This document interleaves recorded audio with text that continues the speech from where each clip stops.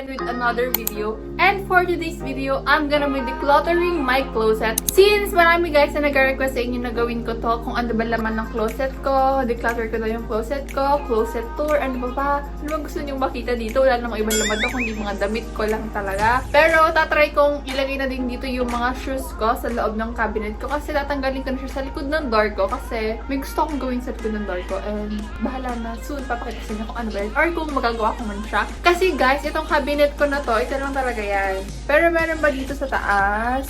Yan, dalawa dyan, sa nakababa, meron pa dyan. Pero hindi ko na sila gagalawin, lalo na ito nasa taas na to. Kasi, puro comforters yan ni Mami. Before kasi kwarto nila to, iniwan nila yung gamit nila dito. And hindi ko na naman siya pinapakalaman kasi hindi naman ako nagkukulang ng space. So, yung third and fourth door, yung fourth door, medyo may space pa siya. Lahat ng gamit sa fourth door, ng konti lang. Like, ililipat ko na sila lahat sa third door para magamit ko naman isang door. Ito lang yun, please. Mami naman pagdadamot po ba? So, yun, para sa akin na yung isang door na yon. And, guys, sorry kung ganun pa. Stress na, kakagising ko lang. Ayan, kitang-kita naman na pagod pa yung mata. 5 AM ka matulog, tapos gumising ka dito. Ang galing! And, yan, guys, kita nyo ba yung lips ko? Sorry, guys, kung medyo mabother kayo sa lips ko. Kasi nagluluto ako ng pasta nun. May butas yung dalawang side. Tatry ko kung malambot na ba siya. Eh, may laman pala yung loob niya na parang hot water kasi nga niluluto ko siya. Pag ganun ko, yan, paso, lumintos. Umabot pa nga siya dito, pero buti hindi siya gumanan na. Hindi siya nagsugat ng ganun. Like, what the heck? Kanina dumudugo to. Oh my god, yung eyes ko mukha may sore eyes. Pero hindi guys, bagong gising lang talaga ako. Sorry. Guys, oh my god, 3 minutes na yung intro ko. Let's get it on! So guys, papakita ko na sa inyo kung ano yung laman ng closet ko. Though wala naman kasi talaga. Ayan lang. Wow. Ala, may mga pagkain pa dyan ko makikita. Yeah. Oh my God! So yan guys, yan lang yung naman ng closet ko. Walang kung ano-ano man dyan. And then sa ilalim, mga towels, yung mga shirt na hindi ko ginagamit. Tapos ito. So ngayon guys, tatanggalin ko muna sila lahat. Jacket na hindi naman ginagamit. Halasha, baby halasha, beauty girl. May uniform. Kailangan ko po ba kayo? And guys, these are my school uniform. Kung papasok kayo guys sa UB, chat nyo lang ako. Bilhin nyo na to yung mga uniform ko. Sobrang dami pa nito nasa baba. Chat nyo lang ako or DM nyo ako sa Facebook, sa IG or sa Instagram. IG or Twitter. DM nyo lang ako doon kung gusto nyo bilhin yung uniform ko. And guys, sobrang mura kong nabebenta to kasi sobrang dami at hindi ko na naman siya magagamit. So, and, what the heck? Sabi ko mga damit na laman ito ah. Yeah. Ay, shit. May pancit canton pa. Closet with food. Grabe, dami naman. Guys, tignan niya ha. Hindi ko na-realize na gano'n na palang karami yung mga damit ko. Eh, ang dami pang nakatiklop dyan. Tapos dyan pa. Sasabihin ko, wala akong sinusuot. UK bro! UK! Dang girl. Haanin ko itong mga to. So kasi konti na lang yung laman ng closet ko talaga. So ko nang ubusin! So ko ito lalagay. Heg na lang. So the heg! My clothes are on the floor. Floor. Be, ano na be? Holy!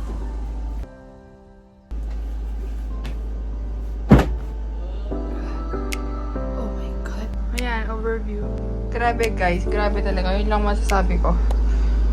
Guys, na nangyayari din ba to sa inyo na parang ayaw nang gawin kasi hindi nyo alam kung paano kayo mag-i-start? Tapos gutom pa ako. Hindi ko na alam. Tinanggal ko lang naman sila. Babalik ko pa ba sila? So yun guys, sige na. Simulan na natin. Let's get it on. Yeah guys, we're back. Kumain ako ng konti kasi nagugutom talaga ako. So guys, ang una natin gagawin is pupunasan muna natin to. Ah! Oh my God. Unahin muna natin guys, ayusin pala tong mga nakatpantiklop. Kasi nakaharang sila sa daan ko. Pagtiklop muna tayo. Dito na tayo sa mga skirt and shorts. Tatry ko din magtanggal ngayon ng mga hindi ko na kaya. Decluttering nga, di ba? Malamang magtatanggal ka talaga dyan. Ayoko na sa'yo, ko'y niloloko mo. Kailangan ko ba to? Huwag na. Sige na nga. Cycling, char. Ginamit kasi ito nung nag-miss balete ako. Wala, natugo ata. Wala, nagagamit ko pa ba itong mga ganito? Ba't hindi na nga ako nag-short? Pero ba't gano'n? Ang hirap magtapon. Ito, hindi ko naman ito ginagamit. Bala ko yun dyan. Okay. Tapos, dito yung shorts sa tabi niya. Pants naman tayo, pants. Ay, ito. Oh, yung ganyan niya. Ito naman kasi guys, ito. Ang law niya sa may Thai park. Ayoko na to. Ayoko na. Ayoko na. Sige, tago na natin. Hindi ko magtago ng gamit kahit hindi ko naman kailangan. Oh, ba't parang wala akong may tatapon? Ah! I ate his. Who needs 9 pants? I mean, girl, you only wear one! One! Dito naman tayo guys sa mga pambahay ko na pants. Testo, char. Ito, hindi ko na ito kailangan. Lagyan natin siya dito. So far, wala pa rin nababawas. Pili ko dito ako sa tops, maraming matatanggal. Tops na nabili ko sa shop na gusto. Who wouldn't? It's sexy. Patapos na tayo sa tops. Grabe yung mga sleeveless ko, sobrang liliit. Garbe. Pero kasya to sa akin. Feeling ko dapat kung ano, dapat pagpatungin ko na tong dalawa.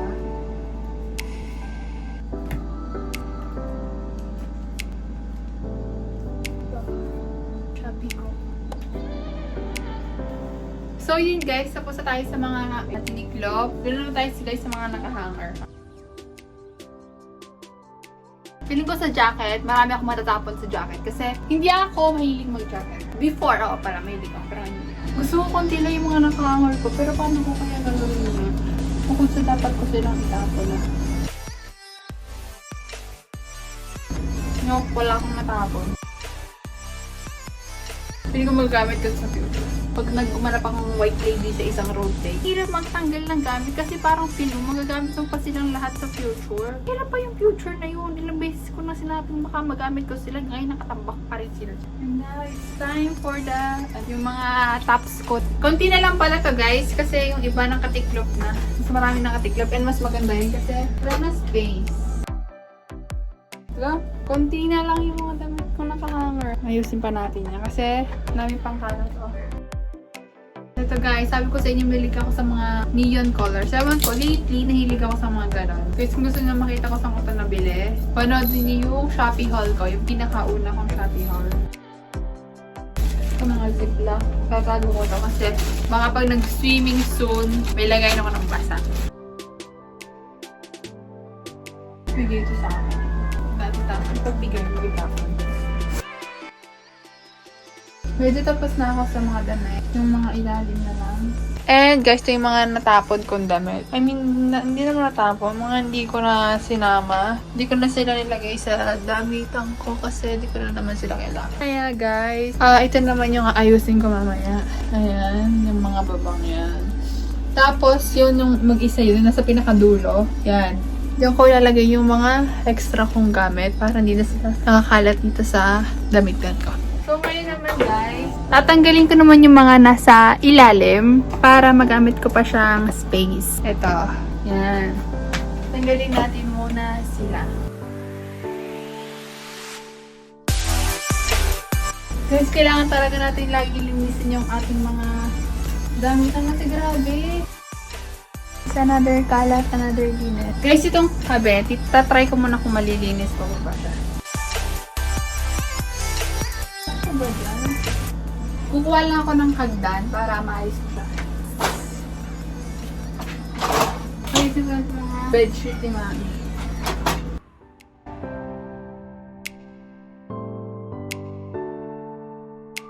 Ang Init pala dito, guys. Grabe. Aayusin ko lang to, guys. Tapos, bago ko siya ilagay doon sa taas.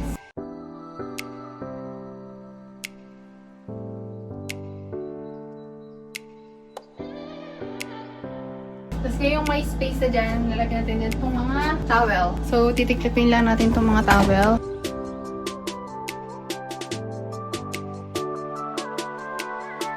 Yan! Kasha, guys! Kasha! So happy! Marami tayong space dito sa baba. Sapatos na pala nalagay ko dyan. Check muna, guys, kung kasa. Grabe. So yun guys, ito nga, ilalagay ko sa ilalim yung mga sapatos ko. Since diba sabi ko nga sa inyo, ilalagay ko sa likod. Dito naman tayo guys. Lalagyan ko na ulit siya nitong ganito, divider. Kasi ito yung ginawa ko dun sa sapatos. Nilagyan ko siya ng ganito para may mailagay ko sa ilalim. Ito yung mga damit kanina guys, nasabi ko na ayoko itapon. Kasi gusto ko pa sila or magagamit ko mas sila. Pero hindi ko malagay dito sa taas kasi wala nang space. Ngayon, nakaisip ko, magyan natin siya ng divider. So, yun guys, feel ko okay na ako. So, yun guys, magki-6 na. 20 minutes na lang, 6 na, 3 hours na ako naglilinis ng kwarto ko. Yun guys, dahil may space pa to, itong loob na to, ay, galay ko dito iba kong school supplies na nakalagay ko siya dito. Para itong loob na to, gawin ko siyang lagay lang ng mga sapatos. Hindi naman sapatos, yung mga heels ko, sandals. Dito ko siya ilagay para hindi ko siya dabakat, para may extra storage na ako.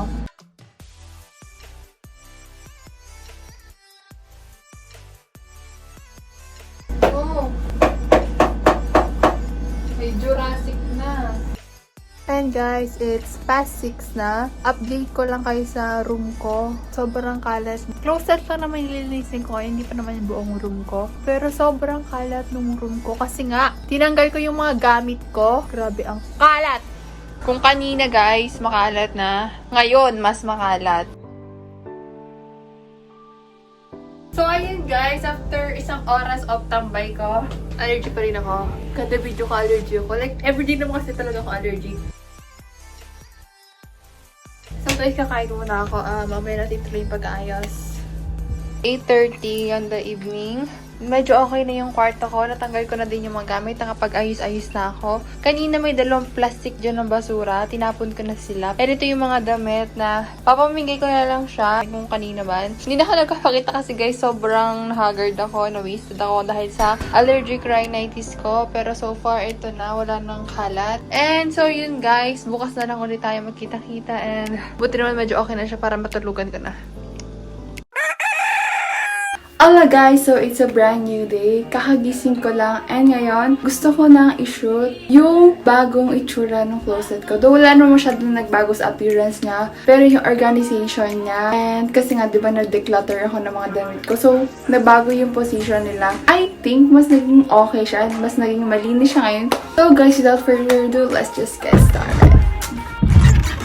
Hola guys! Welcome to my closet.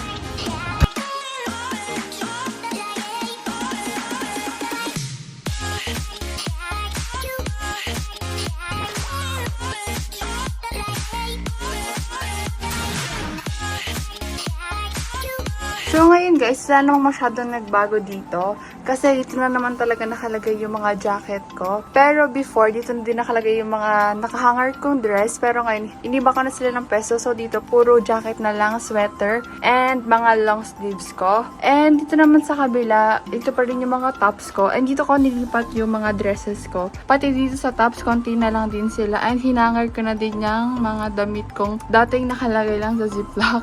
Kasi hindi ko tinatanggal doon. And sa baba niyan guys, ito yung mga pants ko. Tapos ito yung mga pambahay kong mga shorts.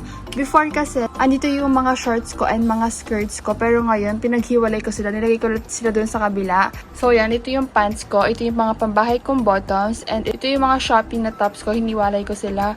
Tapos ito, wala, may nakatago lang dyan. Diyan ko nilagay yung extra kong towel. Kasi wala akong paglagyan. And ito guys naman sa ilalim. Ito ko nilagay yung mga extra kong dress. Gusto ko naman siya kasi hindi ko alam kung saan ko ilalagay. Tapos sa likod nitong bag na to, nandyan yung mga extra kong shirt na hindi ko ko ginagamit. Bahala ko kasi gamitin sila kapag, example, nagkulay ako ng buhok ko, baka kailanganin ko bigla. Tapos dito sa ilalim, dahil ko dito yung mga DIY kong damit. Tapos ito ay yung doing tools ko, yung mga ganun. Tapos ito yung school supplies ko. Dito ko na lang sila nilagay. And guys, dito ko pala nilagay yung mga belt ko. And dito din sa kabila. Sa kabila ng door, dito, ito nga yung mga sweater ko. Nakita niyo na yan. Sweater, jacket, long sleeve. Sa baba niyan, dito ko nilagay ito yung mga skirt. Tapos ito naman yung mga shorts. Itong kabilang yan. Tapos ito, mga sports bra ko dyan. Tapos dito, ito yung mga t-shirt or basta may sleeves na mga pambahay ko. Dito ko lang siya pinatong kasi pag dito, masyadong matatakpan yung mga damit ko. So, okay na siya dyan. Tapos ito naman guys, yung mga sleeveless kong damit na pambahay. Tapos ito, mga crop top ko yan. Dyan ko sila nilagay. Ito guys, ito yung mga underwears and mga socks ko. Dyan ko nilagay. Tapos guys, dito ko nilagay yung sapatos ko dito na sa cabinet. Ayan lang yung closet ko. Walang masyadong laman yan bukod sa damit and belt and sapatos. Tapos dito guys, dito ko din nilagay yung mga shoes kong extra. Yan, yung mga heels. Diyan ko na sila nilagay. Ito yung cabinet kong to. Ito nakalagay yung iba ko skincare. Konting-konti lang yan. As in, konting-konti lang. Tapos yan sa likod, ito yung mga medals ko and mga sash ko. Tapos sa side dito nakalagay yung mga shades ko and accessories. Ito yung isang cabinet na inayos ko dahil diyan ko na nilagay yung mga towels na before nakalagay dun sa damitan ko na pinagalagyan ko sapatos ngayon. So, yun lang guys. Wala masyadong laman yung closet ko. Ang ginawa ko lang talaga is in-organize ko siya. So, thank you talaga sa mga nag-suggest. At least naayos ko din yung mga damitan ko. Actually, hindi ko talaga ginagalo yung ilalim nun. Pero, inayos ko na siya. So, thankful pa rin ako na nalinis ko siya ngayon. And yun lang guys. Sana nagustuhan niyo yung pag-organize ko ng video ko. Though, it took me 6 hours, 8 hours. Basta, ang daming oras kong nagamit para lang matapos ko to closet organization na to. And guys, if you like this video, please give this video a big thumbs up. I-ring nyo na din yung bell and don't forget to like and subscribe. See you guys on my next vlog. Bye!